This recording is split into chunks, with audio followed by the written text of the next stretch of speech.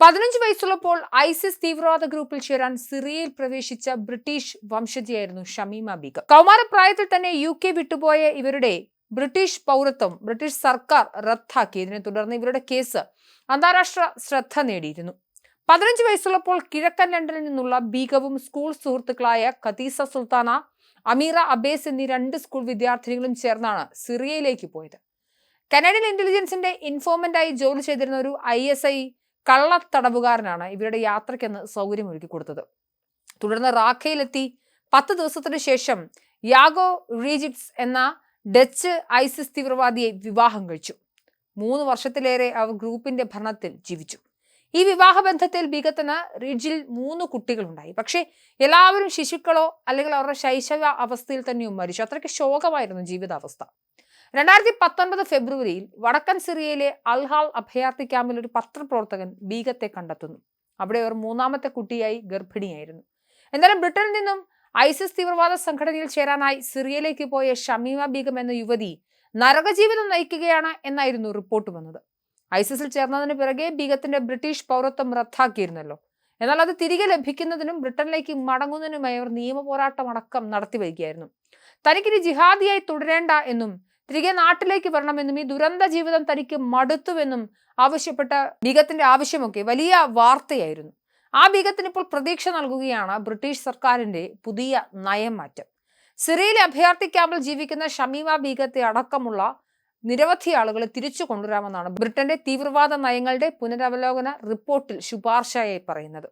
2015 വെറും 15 വയസ്സുള്ളപ്പോൾ ഇസ്ലാമിക ലോകം കെട്ടിപ്പടുക്കുന്നതിനായി കിഴക്കൻ ലണ്ടനിലെ വീട് ഉപേക്ഷിച്ച് സിറിയയിലേക്ക് കടന്ന ഈ ഐസിസ് വധു 3 വർഷത്തെ പുനരവലോകനത്തിന് ശേഷം ബ്രിട്ടന്റെ independent commissioner on UK counter terrorism ഇപ്പോൾ നിർദ്ദേശം നൽകിയിരിക്കുന്നത് ഇവരെയും സിറിയയിലെ അഭയാർത്ഥി ക്യാമ്പിലുള്ള മറ്റ് ബ്രിട്ടീഷുകാരെയും നാട്ടിലേക്ക് മടക്കി കൊണ്ടുവരണം എന്നാണ്.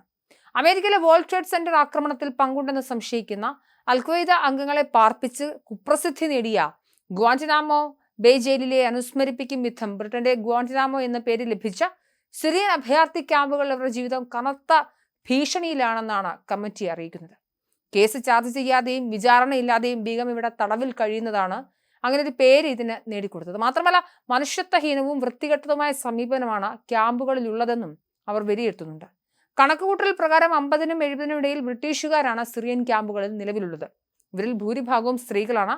12 മുതൽ 30 വരെ കുട്ടികൾ ഉണ്ടാകാമെന്നും ഇവർ കണക്ക് കൂട്ടുന്നുണ്ട്. ഷമീമ ബീഗത്തിന്റെ ബ്രിട്ടീഷ് പൗരത്വം റദ്ദാക്കുന്ന നടപടിയെ ആദ്യം സർ കീർ സ്റ്റാമർ എതിർത്തിരുന്നെങ്കിലും പിന്നീട് ദേശീയ സുരക്ഷയ്ക്കാണ് പ്രാധാന്യം നൽകേണ്ടതെന്ന് പറഞ്ഞ് തന്റെ നിലപാടൊക്കെ മാറ്റിയിരുന്നു. ബ്രിട്ടീഷ് പൗരത്വം റദ്ദാക്കപ്പെട്ടവർ ഉൾപ്പെടെ സിറിയൻ ക്യാമ്പുകളിലുള്ള എല്ലാ ബ്രിട്ടീഷുകാരെയും തിരികെ കൊണ്ടുവരണമെന്നാണ് ഇപ്പോൾ കമ്മിറ്റി ശുപാർശ ചെയ്യുന്നത്. ഇതിനായി ഒരു പ്രത്യേക സമിതിയെ നിയോഗിക്കണമെന്നും തിരികെ ബ്രിട്ടനിലെത്തിയാൽ പ്രോസിക്യൂഷൻ നടപടി ഉണ്ടാകാനുള്ള സാധ്യത അവരെ അറിയിക്കണമെന്നുമൊക്കെ ശുപാർശയിൽ പറയുന്നുണ്ട്.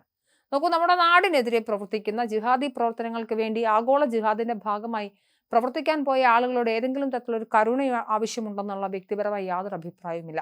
ഇത്തരത്തിലുള്ള ആളുകൾ കൺഫസ് ചെയ്താലും, അതായത് അവർ പിന്നീടുള്ള താൻ ചെയ്തു പോയ തെറ്റുകളെ ഓർത്ത് ദുഃഖം പറഞ്ഞു കഴിഞ്ഞാലും ഇവരെയൊക്കെ വീണ്ടും ഒരു സംശയത്തിന്റെ കണ്ണോടുകൂടി മാത്രമേ ലോകം കാണുകയുള്ളൂ. അതുകൊണ്ട് തന്നെ ഇത്തരത്തിലുള്ള ആളുകൾ സിറിയയിലേക്ക് പോയിട്ടുള്ളത് ആട് മേയ്ക്കാനും അവിടുത്തെ നരക ജീവിതമൊക്കെ അറിഞ്ഞു തന്നെയാണ്. അന്ന് അവരെ നയിച്ചിരുന്നത് ജിഹാദ് എന്ന് പറയുന്ന ടെററിസ്റ്റ് തലച്ചോറിലെ ബോധങ്ങളായിരുന്നു.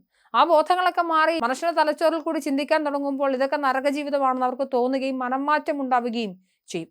അത്തരത്തിലുള്ള ആളുകളെ ബ്രിട്ടനിലേക്ക് തിരികെ കൊണ്ടുവരുന്ന ഒരു തരത്തിലേക്ക് നയങ്ങൾ ബ്രിട്ടൻ മാറ്റാൻ പോകുന്നു എന്നൊരു വാർത്ത യഥാർത്ഥത്തിൽ അത്ര ശുഭകരമായ ഒരു വാർത്ത പോലുമായി വ്യക്തിപരമായി തോന്നുന്നില്ല. മനംമാറ്റം ഉണ്ടായി തിരികെ ജീവിതം, അവർക്ക് എപ്പോഴാണ് മനംമാറ്റം ഉണ്ടായത്? വ്യക്തിപരമായ ജീവിതത്തിൽ ഒരുപാട് പരിമിതികളും പ്രയാസങ്ങളും നേരിടാൻ തുടങ്ങിയപ്പോഴാണ് അവർക്ക് മനംമാറ്റം ഉണ്ടായത്. അല്ലാതെ അവർക്കവിടെ സുഖവും സന്തോഷവും ആവശ്യത്തിന് ഭക്ഷണവും സുഖജീവിതവും ഒക്കെ ആയിരുന്നെങ്കിൽ അതേ മാനസികാവസ്ഥയിൽ അല്ലെങ്കിൽ അതേ തീവ്രവാദികളുടെ മാനസികാവസ്ഥയിൽ അവർ തുടരുമായിരുന്നു. എന്നാലും ചില ആളുകൾ ഈ ഐസിസിൽ നിന്നും അല്ലെങ്കിൽ അൽഖ്വയ്ദ പോലുള്ള തീവ്രവാദ സംഘത്തിൽ നിന്നുമൊക്കെ പുറത്തേക്ക് ഇറങ്ങി വന്ന് ജിഹാദികളായി മാറിയ ധാരാളം ആളുകളുമുണ്ട്. അവരൊക്കെ തന്നെ നിയമം അനുശാസിക്കുന്ന ശിക്ഷകളും അല്ലെങ്കിൽ പ്രോസിക്യൂഷനും ഒക്കെ നേരിട്ടതിന് ശേഷമാണ് അവർ സ്വന്തം നാടുകളിലേക്ക് പോയത്. അതുകൊണ്ട് തന്നെ ഇത്തരത്തിലുള്ള ജിഹാദി പ്രവർത്തനങ്ങളിൽ ഏർപ്പെട്ട ആളുകളെ നാട്ടിലേക്ക് തിരികെ കൊണ്ടുവരുന്ന ഒരു സാഹചര്യം ബ്രിട്ടനിൽ ഉണ്ടാവുന്നുണ്ട്.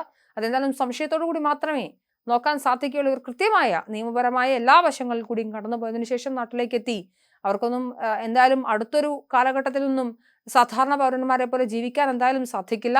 എന്തായാലും മനം മാറ്റം യാഥാർത്ഥ്യമാണെങ്കിൽ അവർക്ക് എന്തായാലും ആധുനിക മനുഷ്യന്റെ തലച്ചോറിൽ നിന്നുള്ളൊരു മാപ്പ് കൊടുക്കേണ്ടതുണ്ടെന്ന് തോന്നുന്നു. നമസ്കാരം.